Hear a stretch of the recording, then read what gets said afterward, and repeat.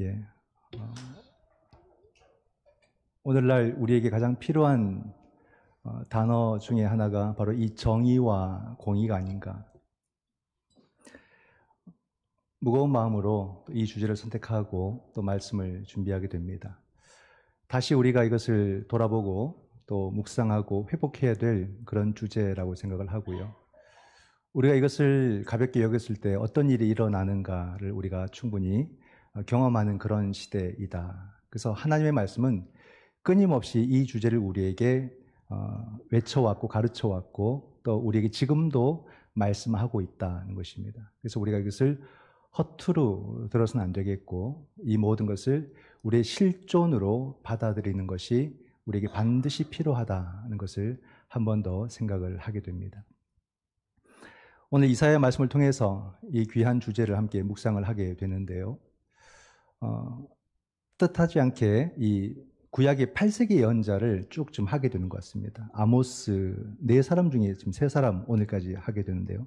아모스 선지자를 했고요. 호세아 선지자를 했고 오늘 이사야 선지자, 대선지자를 우리가 함께 말씀을 묵상하게 됩니다. 8세기가 중요한 것은 이제 북이스라엘이 사라지는, 멸망하는 그 시기이기 때문에 8세기가 중요합니다. 기원전 700년대죠. 700년대에 722년에 북이스라엘이 멸망을 하니까 그때 활동했던 8세기 예언자들을 굉장히 중요하게 생각합니다. 8세기 예언자는 이사야 선지자가 있고요. 아까 아모스, 호세아, 미가 이 4 선지자가 8세기 예언자입니다. 그 가운데서 오늘의 본문은 표제어가 붙어 있습니다. 성경을 보면은 5장 위에 포도원 노래, 성경마다 이렇게 기록이 되어 있어요. 포도원 노래. 신앙의 노래라고 말할 수가 있겠죠. 이게 아주 중요한 메시지가 담겨져 있습니다. 이 포도원 노래를 통해서 우리는 어떤 삶의 태도를 가지고 살아야 되는가. 삶의 태도는 매우 중요합니다. 이 삶의 태도를 우리가 못 갖추면은 다 실패하게 되어 있습니다. 그 삶의 태도가 중요하다. 그래서 여러분 우리가 사람들을 이렇게 나중에 평가해 볼 때 그 사람이 어떤 특별히 한번 잘했던 걸 갖고 보는 게 아니라 그 사람이 쭉 살아온 태도를 보잖아요. 그렇죠? 선거할 때도 그 사람이 살아온 태도를 보고 투표를 하지 않습니까? 또 누군가를 우리가 말할 때 그 사람의 태도를 보고 하는 거예요. 거기는 행동이 있고 말이 있고 그 사람의 삶의 모습이 다 있는 겁니다. 그 태도가 그렇게 중요한 거예요. 그 태도를 우리가 가볍게 생각하면 안 됩니다. 뭐 나만 떳떳하면 돼. 아니에요. 같이 살기 때문에 다른 사람이 오해하지 않도록 행동하는 것도 중요하고 말씀의 올바른 기준 속에서 자기의 태도를 바르게 만들어가는 것이 굉장히 중요합니다. 이걸 가볍게 여기면 그 사람은 다른 사람들로부터 냉정한 평가를 받게 되고 그렇게 한평생 평가받고 살면 되는 거겠죠. 자기 태도에 대해서 행동에 대해서 책임을 져야 됩니다. 자기 얼굴에 대해서 책임을 져야 되고 자기 삶의 모습에 대해서도 책임을 져야 된다.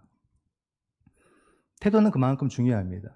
오늘의 말씀도 태도가 만든 그 결과물들을 우리에게 말해주고 있습니다. 사랑하는 사람을 위해서 노래하리라 이렇게 시작이 됩니다. 내가 사랑하는 사람에게는 포도밭이 있습니다. 아주 아름다운 포도밭입니다. 기름진 산에 있고 거기서 돌을 이제 걷어내고 거기에 거름을 주고 극상품 포도나무를 심었습니다. 그리고 망대도 세우고 그리고 술틀을 만들어서 아주 좋은 포도주를 생산할 준비를 다 끝냈어요. 이제 이 나무는 아주 좋은 극상품 포도를 맺으면 되는 겁니다. 이렇게 해서 기다리는데 너무나도 아쉽게 이 나무가 들포도를 맺었다. 이렇게 이야기를 합니다. 너무 속상한 거예요. 그 선지자도 안타까운 마음으로 하나님의 마음으로 그가 3절에 이렇게 이야기를 합니다. 예루살렘 주민과 유다 사람들아 구하노니 이제 나와 내 포도원 사이에서 사리를 판단하라. 내가 틀렸는지 내 포도원이 틀렸는지 한번 판단해보라. 그렇게 이야기를 합니다. 하나님은 주인으로서 최선을 다하신 거예요. 최선을 어떻게 다했다고 표현하냐면 4절에 내가 내 포도원을 위해서 행한 것 외에 무엇을 더할 게 있으랴. 더할 게 없을 정도로 하셨단 말이에요. 더할 게 없을 정도로. 여러분 하나님께서 더할 게 없을 정도로 했다면 얼마나 하셨다는 뜻이겠습니까? 완벽했다는 거죠. 하나님께서 완벽한 은혜와 은총으로 이 백성들에게 하셨다는 말입니다. 그런데 들포도를 맺었어요. 그러니까 이제는 그 포도밭을 이제 하나님께서 없애는 일만 남게 된 것입니다. 5절과 6절에 어떻게 하나님께서 행하시냐면 중반에 그 울타리를 걷어 먹힘을 당하게 하고 그 담을 헐어 짓밟히게 할 것이고 그걸 황폐하게 하고 가지를 자름이나 북을 돋우지 아니해서 찔레와 가시가 날 것이고 구름에게 명해서 비를 내리지 못하게 할 것이다. 완전히 없애버리고자 하는 하나님의 모습을 볼 수가 있습니다. 하나님은 포도원을 위해서 하실 것을 다 하셨어요. 최선을 다하셨어요. 선지자가 보니까 정말 하나님은 넘치도록 해주셨어요. 그래서 바라기는 그 포도원이 아름다운 포도를 잔뜩 맺었으면 좋겠는데 그 포도를 맺지를 못했단 말입니다. 이때가 바로 북이스라엘이 아수르에 멸망하기 직전이거든요. 그러니까 얼마나 엉망진창이겠어요. 근데 북이스라엘 뿐이겠습니까? 남유다는 더하다 있습니다. 에스겔 보게 되면은 이 북이스라엘보다 그 동생 남유다가 더 나쁘다 이렇게 표현합니다. 오홀라와 오홀리바 비유해서 보면 더 나쁘다 그래요. 위에 언니가 멸망하는 것을 다 보고서도 그들은 더 죄를 저질렀다 이렇게 표현하거든요. 그러니까 그 당시에 북이스라엘에 올라가서 외쳤던 호세아나 아모스 선지자도 정말 가슴이 찢어지듯이 외쳤고 남유다에서 북이스라엘보다 더 나쁜 짓을 행하고 있는 이 유다를 향해서 외치는 이사야와 미가 선지자도 가슴이 찢어지는 그런 마음으로 그 백성들에게 말씀을 선포하고 있는 겁니다. 그 마음이 느껴져야 되는 거죠. 선지자의 마음과 백성들의 마음이 너무 다릅니다. 선지자의 시선과 백성들의 시선이 다릅니다. 선지자가 볼 때 하나님은 그 백성들에게 정말로 더 할 것이 없을 정도로 아름다운 은혜와 복을 주셨고 그러므로 이 백성들이 풍성한 열매를 맺었으면 좋겠는데 그 백성들이 열매를 못 맺었다는 겁니다. 근데 백성들은 우리가 뭘 그렇게 잘못했느냐? 우리가 그렇게 뭐 잘못한 거 없고 실수한 거 없고 우리는 잘 살고 있고 우리는 열매를 잘 맺고 있다. 이렇게 본다는 거예요. 완전히 서로 다른 시각인 거죠. 같은 시대, 동시대를 살아도 완전히 다른 시각이 있을 수 있다는 것을 우리는 알아야 됩니다. 오늘 우리 시대도 마찬가지죠. 완전히 다른 시각. 이건 우린 정치에서 많이 나오죠. 서로 다른 이념 속에서 완전한 다른 세상을 사는 것처럼 보이는 이 모습을 볼 때 아, 사람은 다를 수가 있겠구나 이런 생각을 우리가 하지 않습니까? 어떻게 저렇게 생각하지? 어떻게 저렇게 행동하지? 이것이 서로 간에 그런 생각을 한다는 거예요. 그럼 우리는 이 선지자의 시각과 선지자의 마음과 선지자의 영성을 가져야 된다는 말입니다. 선지자의 시각으로 오늘의 세상을 바라보게 되고 하나님의 그 간절한 마음을 이 땅 가운데 전하는 그런 사람들로 살아가야 되는 거예요. 우린 이 시대를 살아가는 한 사람의 예언자입니다. 예언자적 정신을 가지고 예언자적 영성으로 우리들의 삶의 자리를 살아가야 될 사람들인 거예요. 우리 한 사람 한 사람이 아니 내가 뭘 절대 여러분 그런 생각을 하시면 안 됩니다. 내가 그냥 나 혼자로서는 연약하고 부족하지만 우리는 거룩한 성령의 공동체인 교회입니다. 그리고 하나님을 믿는 사람으로서 하나님의 말씀을 받은 사람들이고 이 시대 가운데서 자기의 책임을 다하도록 부름받은 사람인 거예요. 즉 나는 나 혼자가 아니란 말입니다. 성령으로 충만한 사람이고 나는 한 사람의 교회로서 이 땅을 살아가기 때문에 우리는 선지자로서 이 땅을 살아가는 거죠. 교회의 세 가지 기능, 부름과 세움과 보냄. 하나님의 백성들을 부르시고 그 백성들을 이 교회를 통해서 선지자로 세우는 겁니다. 그리고는 그들을 이 세상으로 보내는 거죠. 이 보냄을 받은 것이 바로 예언자적 정신을 갖고 저 세상 한가운데로 들어가는 바로 여러분들입니다. 우리 한 사람 한 사람이 예언자가 되어서 보냄을 받은 사람들이고 그 책임을 다해야 하는 사람들이다. 우리가 이런 말씀과 이런 정신 가운데 깨어 있는가? 그럼 그들이 들포도를 맺었던 원인이 무엇일까? 우리 속에서 아름다운 열매를 맺지 못했던 그 원인이 무엇일까? 7절에 나오는데 우리 7절은 함께 읽어보겠습니다. 무릇 만군의 여호와의 포도원은 이스라엘 족속이요 그가 기뻐하시는 나무는 유다 사람이라. 그들에게 정의를 바라셨더니 도리어 포악이요 그들에게 공의를 바라셨더니 도리어 부르짖음이었도다. 포도원은 이스라엘이고요. 그 나무는 유다를 말합니다. 이사야 선지자는 그 유다를 향해서 지금 외치고 있는 겁니다. 북은 북대로 지금 난리가 났고요. 남은 남대로 난리가 난 겁니다. 남유다의 멸망을 앞두고 지금 이 들포도를 맺은 원인이 무엇이냐면 뭐라 말입니까? 정의를 바라는데 포악이고 공의를 바라는데 부르짖음이라 해서 이 사회의 정의를 실패했단 말이에요. 여러분. 사회의 정의, 즉 생활을 실패했단 말입니다. 우리가 금요일 성경 통독할 때도 소선지서를 묵상했는데 그 메시지들이 거의 동일해요. 하나님의 말씀을 선포하는데 하나님의 심판을 외치는데 그 심판의 이유가 뭐냐면 생활을 실패했다는 겁니다. 우리가 교회에서 아무리 여러분 거룩하게 옷 이쁘게 입고 좋은 것을 가지고 이렇게 나와서 예배 드리고 간들 무슨 소용이 있겠습니까? 생활을 실패해버리는데. 결국 우리의 예배가 아름다운 예배가 되기 위해서는 우리의 삶을 살아내는 거거든요. 내 삶의 태도 아까 처음에도 말씀드리지 않았습니까? 삶의 태도를 실패해버리게 되면 다 무너지는 겁니다. 이 부분이 너무 중요한 거예요. 근데 이 백성들은 자기들의 삶이 괜찮다고 생각한다는 말입니다. 선지자는 정말로 가슴 떨리는 마음으로 그 백성들에게 간절하게 외치는데 이 백성들은 자기가 무엇이 잘못된지를 모른다는 말이에요. 괜찮다고 본 거예요. 사실 그렇죠. 우리도 나는 별 문제가 없다고 생각하고 살지 않습니까? 아유, 내 마음 같아라 이런 생각하고 나 같으면 뭐 어쩌고 저쩌고 우리의 모습에 대해서 후하게 점수를 줘요. 근데 우리의 모습을 모아보니까 엉망진창이란 말 아니겠습니까? 삶의 정의와 공의가 다 무너져버린 그런 모습이라는 말입니다. 하나님은 모세를 통해서 시내산에서 그 백성들에게 율법을 주셨어요. 그 율법은 그들의 삶의 정신이요 믿음이요 삶의 질서가 되거든요. 이 법을 가지고 안식일, 정결법을 통해서 하나님을 예배하는 법도 가르치지만 그 삶의 자리 가운데서 사람과 사람 사이에 어떻게 살아야 될지를 그렇게 규정해주는 하나님 나라의 질서로서 이 율법이 법으로 주어진 겁니다. 그 사회의 성문법이 된 거죠. 그래서 그 법을 열심히 그 백성들이 지켜나감으로써 저 세상도 하나님의 나라를 닮아가도록 살아가는 게 성도들에게 주어진 책무. 결국 여러분 저 세상은 하나님의 세상 아닙니까? 그 하나님의 세상을 하나님 나라의 가치대로 살아가서 그 나라와 이 나라가 닮아가는 모습으로 만들어가는 것이 우리들의 책무라는 말입니다. 그러므로 모든 것을 우리가 하나님의 법과 그 질서대로 사용을 해야 되는 거예요. 땅을 어떻게, 자연을 어떻게, 집을 어떻게, 직장을 어떻게, 일을 어떻게, 관계를 어떻게 이 모든 것을 하나님 말씀의 기준으로 잘 세워가서 아름다운 삶의 터전들을 만들어가야 되는 책무가 있었던 거예요. 근데 시간이 지나면서 이게 변질되기 시작하잖아요. 율법이 율법주의가 되면서 점점 변질이 되어져 갑니다. 그러다 보니까 큰 문제들이 발생을 하게 되는 거죠. 흉년이 들고 어려움이 있을 때 돈을 꾸기도 하고 곡식을 이렇게 빌리기도 하고, 그죠?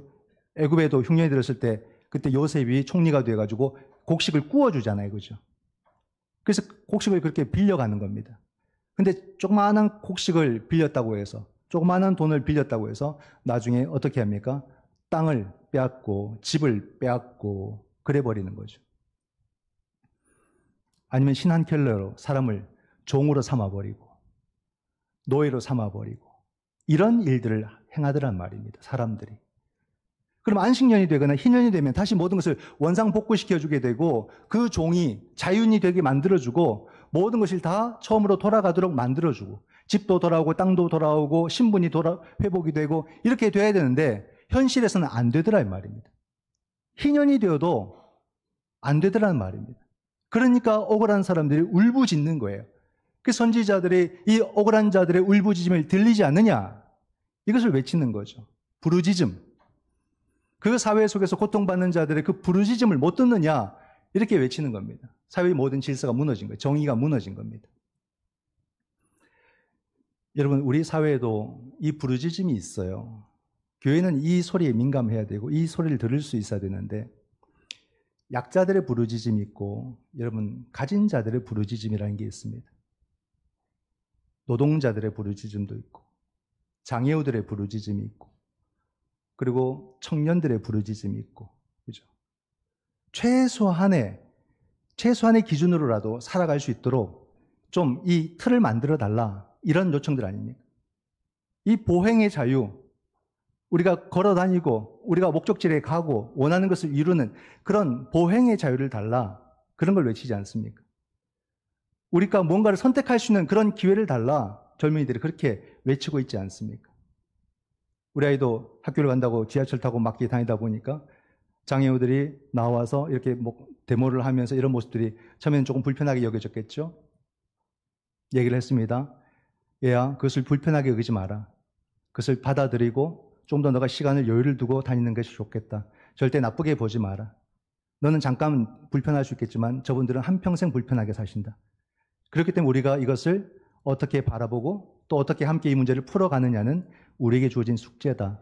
이것을 우리가 앞으로 잘 해야 될 것이다. 그렇게 이야기를 했지요. 그런데 안타까운 것은 뭐냐면 이 약자들의 부르짖음에 대해서 사람들은 불편하게 여긴다는 거예요. 좀 그만하지 이런 말 합니다. 아우 이러다가 뭐 기업이 망하겠다, 나라가 망하겠다 이런 말들을 해요. 우리는 힘들 수 있겠지만 여러분 그렇게 해서 나라 망했습니까? 그렇게 해서 기업이 망할까요? 그렇게 망하지 않습니다. 이 문제를 우리가 대화를 통해서 합리적으로 풀어가는 이런 과정들을 성실하게 밟아가는 게 우리에게 중요한데 좀 그런 모습을 보면 불편하게 여기고 그냥 안 했으면 좋겠다 이런 말들을 우리가 하거든요. 이건 좀 안타까운 모습이죠. 근데 또 한편에서는 보면은 집값이 떨어질까 봐 막 부르짖는 그런 모습도 있잖아요. 무슨 특수학교가 근처에 온다거나 불편한 어떤 그런 모습들이 온다거나 청년주택 짓는 것도 그러더라고요. 청년주택 지으려고 하니까 집값 떨어진다고 반대하고 데모하고 막 이런 모습들. 그런 모습에 대해서는 크게 반응을 또 잘 안 해요. 이런 걸 볼 때 우리가 여러분 좀 부끄러워해야 되지 않는가. 좀 마음에 도리어 이런 것이 더 우리가 부끄럽게 여길 수 있는 그런 마음이 되지 않을까.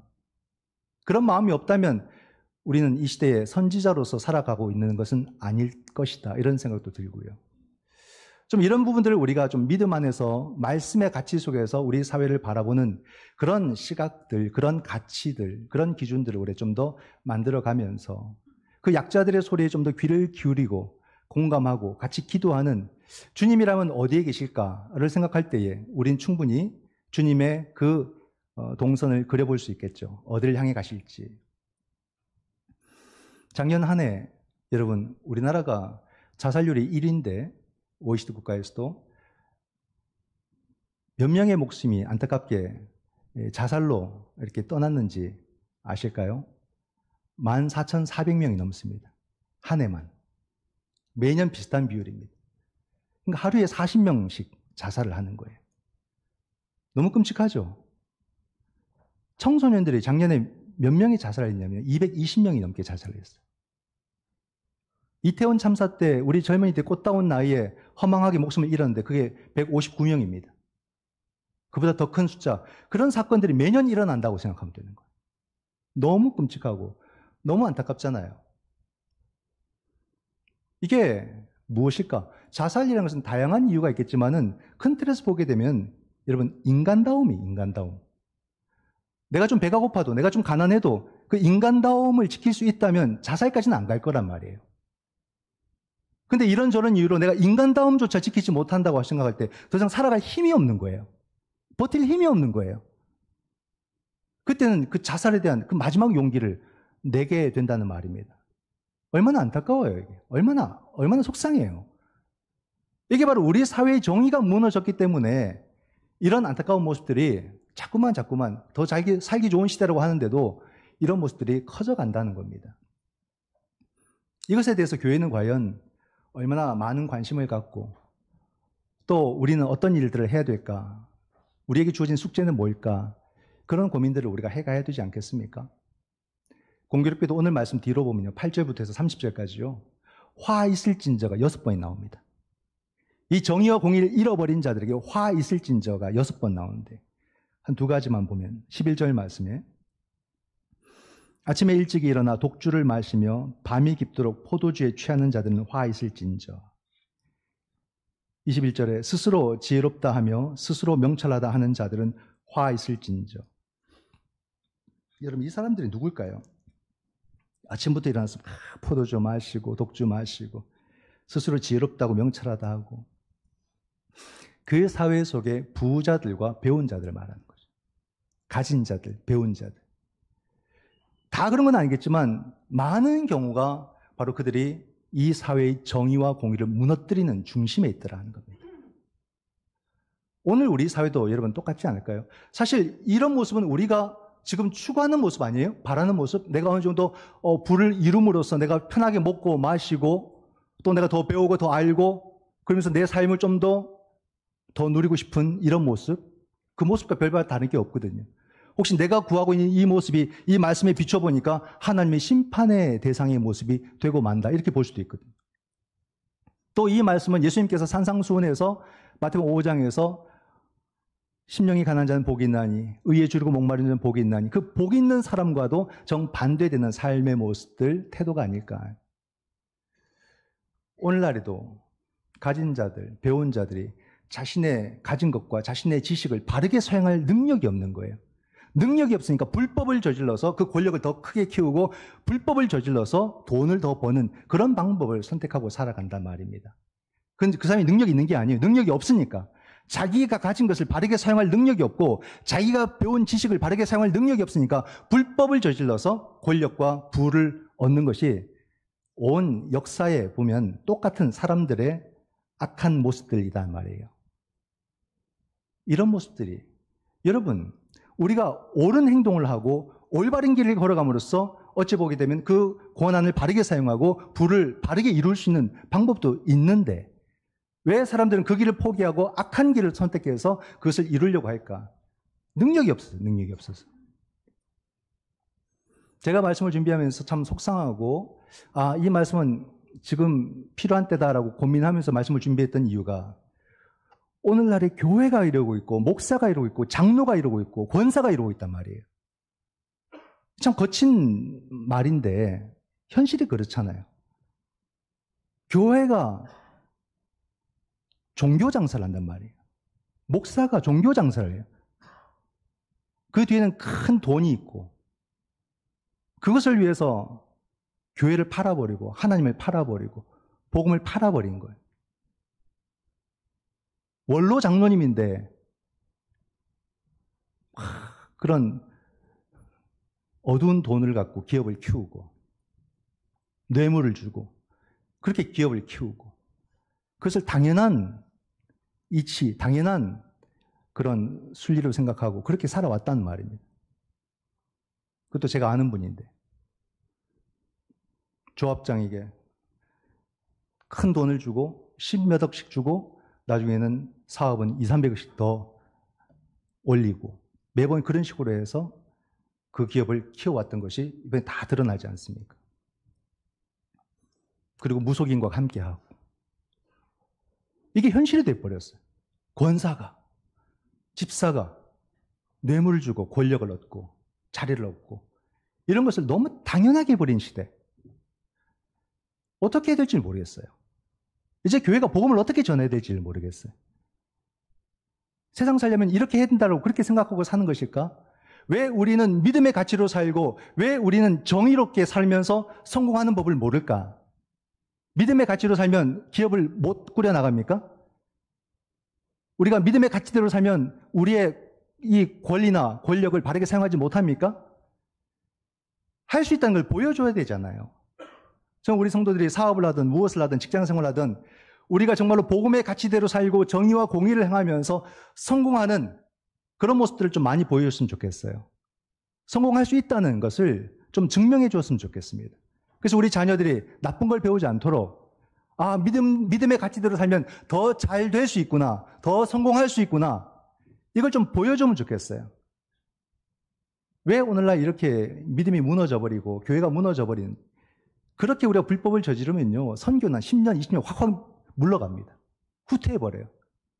이제 누가 교회가 복음 전한다고 복음을 들으려고 하겠습니까? 그러니까 그 행동 하나하나가 한국 교회를 얼마나 병들게 만드는지를 알아야 됩니다. 이제 전도가 안 돼요. 전도가. 선교를 못하게 돼버렸어요. 이게 얼마나 무서운 일인지 알아야죠. 그러니까 하나님은 우리의 삶의 태도에서 정의와 공의를 상실한 것에 대해서 심판하잖아요. 여기에서 헌금 적게 드렸다고 심판하십니까? 예배 시간에 졸았다고 심판하십니까? 그런 거 아니잖아요. 삶의 태도가 틀렸다는 겁니다. 너의 삶에 정의가 없다. 너의 삶에 공의가 없다. 그죠? 삶을 실패했다는 거예요. 그게 전부 다 심판의 대상이지 다른 게 심판의 대상이 아니다 말입니다. 오늘 우리에게 이게 다 우리의 문제 아닙니까? 그 특정인 몇 사람을 말하는 게 아니에요? 오늘 우리들의 문제를 말하는 겁니다. 그러면서 우리가 생각하는 것은 정말 우리는 정의와 공의를 행할 능력이 있는가? 이제 이런 질문으로 들어가게 되는 거죠. 난 정말 정의와 공의를 행할 능력이 있는 사람인가? 아니, 더 들어가면 나는 정의를 행할 마음이 있는가? 여기까지 가게 될 겁니다. 이건 내 문제예요, 내 문제. 정의와 공의를 말하는 것은 내가 행할 정의를 말하는 거예요. 나는 행할 능력이 있는가? 행할 마음은 있는가? 이게 여러분 안 됩니다. 해보니까 안 되더라고요. 무엇 때문일까? 이게 바로 원죄라는 우리의 죄성 때문에 그래요. 이 죄성이 다 결정적일 때 드러나 버립니다. 결국에는 우리가 정의를 말하지만 당장 내 눈앞에 이익이 딱 보이면 여기에 먼저 눈이 가버리는 거예요. 정의를 살짝 덮어두잖아요. 선택적 정의. 내가 괜찮을 때 막 정의 외치다가 내가 불리하면 싹 덮어버리는, 침묵해버리는 그런 정의. 아, 이익 요것만 내가 챙겨놓고 내 나중에 정의롭게 살리라. 이렇게 생각한다는 말입니다. 우리 모든 성도들이 다 잘 되기를 바라는데 부가 나한테 좀 몰렸으면 이런 마음들. 결정적일 때 그런 마음들이 나와서 정의를 닫아버린단 말이에요. 이게 바로 우리의 죄성이다. 그럼 어떻게 해야 되는가? 바울이 우리에게 잘 말해줍니다. 로마서 1장 17절 말씀. 복음에는 하나님의 의가 나타나서 믿음으로 믿음에 이르게 하나니 기록된 바 오직 의인은 무엇으로? 믿음으로 말미암아 살리라 함과 같으니라. 이 말씀에서 답을 찾았습니까? 이게 무슨 말이지? 오늘의 정의와 무슨 상관이 있지? 여기서 하나님의 의라는 것은 정의예요, 정의. 뜻의가 아닙니다. 정의예요. 그럼 정의가 어디서 나온다고? 복음에서 나옵니다. 즉 정의라는 것은 예수 그리스도를 믿는 믿음에서 그 정의를, 진짜 정의를 발견할 수 있단 말이에요. 나에게서 나오는 것이 아니에요. 참 믿음에서 나오는 거예요. 정말로 우리가 예수를 바르게 믿으면 우리의 삶을 정의롭게 살 수밖에 없는 거잖아요.